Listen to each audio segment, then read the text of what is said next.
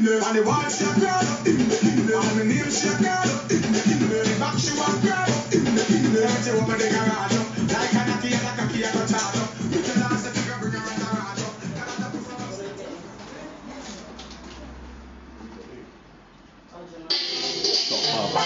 Thinking, love thinking what me thinking, but me a go bust up in a garden. I woulda wine for now. Hey, girl, you me want fulfill my dream. Come wine up on me. Hey, Patrick, give us a brief history about yourself. Why did you come into the barbering business, and how did Cut Above the Rest come about? I came to the barbering trade not by default. Obviously, I left school when I was 13 years old, and I started working straight away. Didn't go back to school. So a little bit of a violent person, because like, I just like fighting and stuff like that. And it proved to be my downfall. Well, not really my downfall, because I built up to Cut Above the Rest. But what I was doing, I had to get a job, so I went to college. I was thinking about what should I do. And I remembered all the time my sister used to force me to put beads in the end of people's hair, because she used to do a lot of braiding and stuff. Okay. And I used to put the beads in the end. Oh, it was so tedious, and that's what I knew. So when I had to choose what I wanted to do when I was 16, because they propelled me forward, because I was working, but I was out of school and doing nothing. So they propelled me forward to go to college to do a YTS scheme, which is really old, which is about 25 years now. All right. And I did a YTS scheme, and I was thinking, what do I want to do? And I said, the only thing that keeps my hands clean, yeah, and I don't have to read or writing too much, is hairdressing. Little did I know there's a lot of writing, and I wasn't kept clean all the time. And I did hairdressing, so I qualified in hairdressing. I got YTS 1, 2 and 3 sitting Guilds, Health and Hygiene. I passed. I was the only guy in my class. I was the only one that passed. So you also were doing females hair? Yeah, I'm qualified hairdresser. And then after a while, did hairdressing for a little while. Then I had to. I got bored of it, because it was a lot of, bickering, and I just got bored of it. How can a man get bored around beautiful women? Well, I got bored.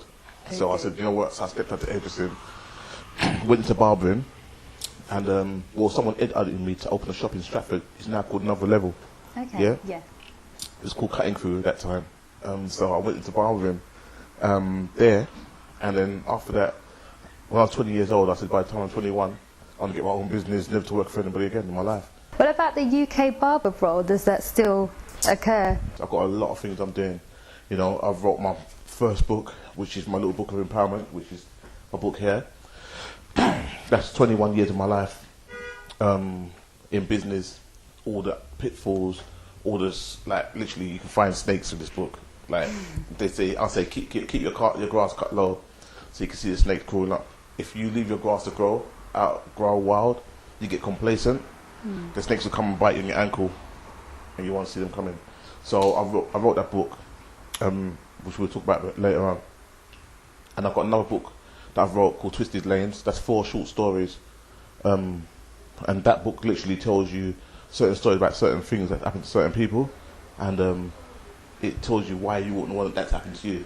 So what you should do and what you shouldn't do, like don't do drugs, don't go do around knives, guns, and know who your children are, basically. So yeah, and I've got another book coming out which is called Barbers Paradise. You've also mentioned before that you have basically cut hair for like Kano and Jermaine Defoe, and I know that you kind of like fought for a vast range of celebrities. So give me some examples of other celebrities who have landed on this chair that you've had the privilege to cut their hair for. Bruno. Really? Idris Elba, our whole list. The list goes on. Patrick, Rudolph Walker, Patrick from EastEnders. The list goes on. So when you're not here, what do you look for in your staff so that they can maintain the reputation of this store? Myself. Yourself? Yeah. I look for myself and my staff. Yeah. My staff respect me, I respect them. And they know the ins and outs, no smoking, no drinking, no bad music, foul music. Keeping the place tidy and stuff like that. Obviously when the mice is away, when the cat's away, the mice take the mick. But it happens everywhere. But they're alright. They're good boys. So you've been here for 21 years, have Yeah. a high reputation. So how would you deal with a customer who wouldn't know what they wanted? So they came here and they didn't know exactly what they wanted. How would you deal with that? I know what you want as soon as you walk through the door. Explain. As soon as you walk through the door, I know what you want. Yeah. I could look at your hair. If you had a haircut about 5 months ago and your hair's grown out, I could look at your hair and say, right, you want it there, man. Done. How did you know? That's my job. Okay. That's my job. And how do you deal with somebody who isn't happy with their haircut? I would say to them, I'm very, very sorry. 'Cause it doesn't happen. But what I would think I'd say is, I'm very, very sorry. Come walk the shop, man. No, I'm joking. I'm like my shop, you know. No, I haven't had it before. Maybe when one of my staff will cut someone, or while I'm training someone, they might say, "Oh, Pat, I don't really like that bit." I'll just try and mend it. Listen, you know what happens, yeah? If I put my hand on their head, they automatically think it's alright.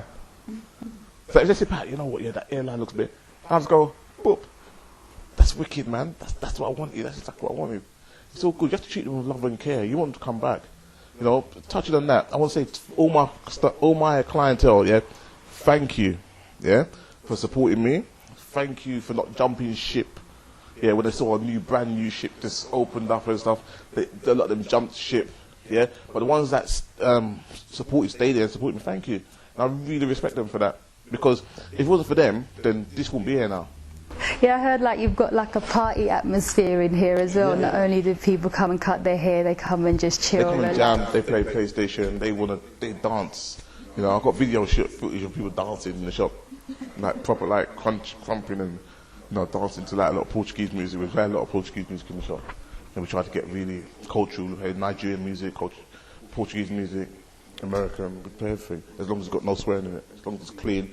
So mothers can come and leave their children here and go to the shop, know their children in a good environment.